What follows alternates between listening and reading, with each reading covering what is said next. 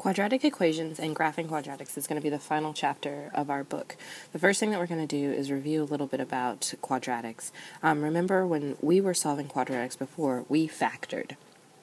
And so we always had to use zero product property or something like that. We're going to review a little bit of factoring, but also introduce a new method of solving quadratics. The first thing is that we need to officially define what a quadratic equation is. A quadratic equation in one variable is in this form: ax squared plus bx plus c equals 0, where a, b, and c are real numbers and x is our independent variable. For the most part, we're going to call this standard form. And that equals 0 part actually represents y. And so in this particular case, y is 0, which means that y is, we're looking for x-intercepts. So remember, x is independent, y is dependent. When y is 0, we're looking for x-intercepts. This term, ax squared, is called the quadratic term,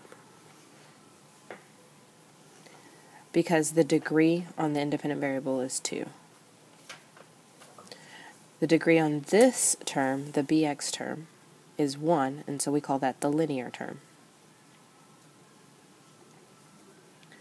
And then the degree on c is 0, right? Because x to the 0 is 1, we don't necessarily need to write it. We call this the constant term.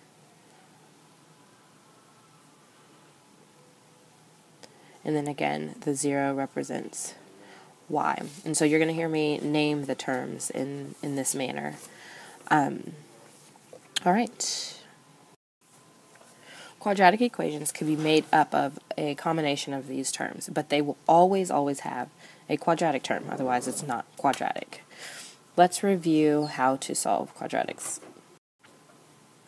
Let's look at our first couple of examples. Remember here, what we needed to do is isolate 0 on one side and get all the other terms to the other side, and then we would factor.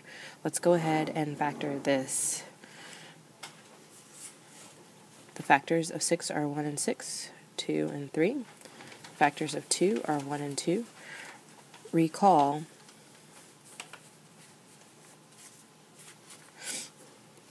that these are the firsts and these are the lasts, so you have to figure out what combination works. We don't have a choice here, so we're just going to go ahead and put in the 1 and 2, taking note of our signs, and then we can place in the 2 and 3 and the 1 and 6 and see which one actually works out for us. I always drop the x's, but it's understood that there are x's here because of that x squared piece. Okay, let's first test out the 2 and the 3. Let's put the 2x here and the 3x here, and then we'll FOIL this. The outsides produces 4x, the insides produce 3x. A 4x and a 3x can add or subtract to create a negative 1. That would be a negative 4 and a positive 3, but let's just double check and make sure the rest would work out for us. If this were a negative 4, we have a negative sign here, a positive sign there. That results in a negative 2 for the lasts, which is correct, and a positive 6x squared. So then, factored, I have this, and then zero product property says that if a times b equals 0, then either a equals 0 or b equals 0, and we'll treat each one of those parenthesis groups as either a or b. So that means x equals negative 1/2 or x equals 2/3. Let's look at example number 2. Remember we had our special factor patterns. This is one. It's a difference of two perfect squares. So we don't have to do a whole lot of work. This factors to the sum and difference pattern. It was already set equal to 0, so we didn't have to do anything there. Zero product property says either x minus 4 equals 0 or x plus 4 equals 0, leaving x to equal plus or minus 4. Let's look at this example down here at the bottom. This one's kind of nice because part of it's already factored for us. And if we notice, what we can do actually here is use what we learned in the last unit. what we know about square roots. And I can actually add 18 to both sides here. And I'm left with x minus 2 squared equals positive 18. Now, we don't have an 18 product property. It's a 0 product property. But what I've done is I've isolated this thing that is being squared. That allows me to take the square root of both sides. Now remember, when you take the square root, you have to add the plus or minus. The square and the square root cancel out over here. I'm just left with x minus 2. And then I have plus or minus the square root of 18 here. There's a perfect square factor stuck in 18. That's 9. And so I have plus or minus 3 square root 2 if I want to leave it exact. Then to isolate x, all I have to do is add 2 to both sides. So I get x equals 2 plus or minus 3 square root 2. So my two answers would be x equals 2 plus 3 root 2 or x equals 2 minus 3 root 2. I want to leave these exact, and so this would be the answer, or I could plug this into the calculator and get an approximate answer for these. It is okay to leave your answers in simplified radical form.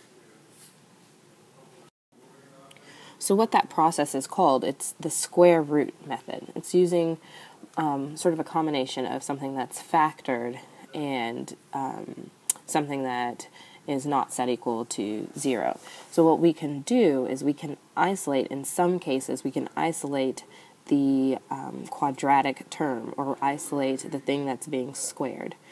Let's look at example number 3. Here I have 3x squared minus 9 equals 0. Notice that there is no linear term here. There is no linear term. There's no term with just an x to the first power. So what that allows me to do is to add 9 to both sides, and I get 3x squared equals 9. And then divide both sides by 3, and I get x squared equals 3. That allows me to isolate x squared. Then I can take the square root of both sides. Don't forget to add the plus or minus when I'm putting the radical on, and I get x equals plus or minus the square root of 3. So there are my two answers. You could write them separately if you like. Okay, let's look at example number 4. Here, the square is isolated. Even though I have a lot of things that are being applied to the square, the quadratic part is isolated. And so straight from here, I can take the square root of both sides. Again, add the plus or minus when you put the radical. The square and the square root cancel out, and I have x plus 1 equals plus or minus 3. That leaves me with two equations to solve for. X plus 1 equals positive 3, and x plus 1 equals negative 3. Subtract 1 from both sides, and I get x equals 2. Subtract 1 from both sides over here, and I get x equals negative 4. And there are my two answers. What this lets me do is, instead of having to FOIL all of this out and collect like terms like we did before in chapter 7 of our book, we can just use the square root method, isolate the thing that's being squared, make sure we account for both answers with our plus or minus, and then solve pretty simply. This works really great when you have messy quadratics such as this one, and we want to leave it completely simplified without approximating.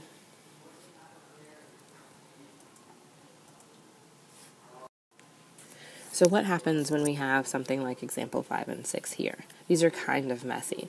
So the most important thing to being able to use square root method is to be able to recognize your perfect square trinomials. That's a squared plus or minus 2ab plus b squared. Remember, this sign could be either plus or minus, but this one's always positive. And this factors to a binomial squared. It gives us something being squared. So we have to be able to recognize this special factor pattern. Let's look at example 5. Is 9x squared a perfect square? Yes. The square root of that is 3x. Is 4 a perfect square? Yes. The square root of that is 2. Is this middle term, remember, 2 times the product of those square roots? So 2 times 3x times 2. That would be 6x times 2, or 12x. So yes, it is. So that means this is a perfect square trinomial. The sign follows the one that's in the middle, put parentheses around it, and square it. That perfectly sets up square root method for me. I then am able to take the square root of both sides, add the plus or minus, the square and the square root cancel out, and I'm left with 3x minus 2 equals plus or minus 4. Then from there I can set up my two equations. So 3x minus 2 equals 4, and 3x minus 2 equals negative 4. Add 2 to both sides, and I get 3x equals 6, or x equals 2. And then from here I get 3x equals negative 2, or x equals negative 2/3. And there are my two answers.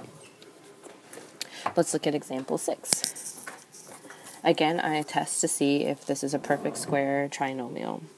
The square root of 4x squared is 2x. The square root of 1 is 1. And I need to test out the middle term. It should be 2 times the product of those two. So 2 times 2x times 1. Remember, that's the 2ab part. And that would be 4x. So I do have a perfect square trinomial. The sign follows the middle term, the linear term. Put parentheses around it, square it. I can then take the square root of both sides because I've set up square root method. Make sure I add the plus or minus. The square and the square root cancel out. And I'm left with 2x plus 1 equals plus or minus. I can simplify the square root of 20 into 2 square root 5. It has a perfect square factor of 4 in there. And now I can subtract 1 from both sides. So I have 2x equals negative 1 plus or minus 2 square root 5. It's kind of hard to see, but there really are two terms right here on the right side of the equal sign. So I'm going to very carefully divide everything by 2. That leaves me with x equals negative 1/2 plus or minus the square root of 5. And there are my two answers. Since I can't simplify the square root of 5 anymore, this is exact. And you can leave it like this or write them individually.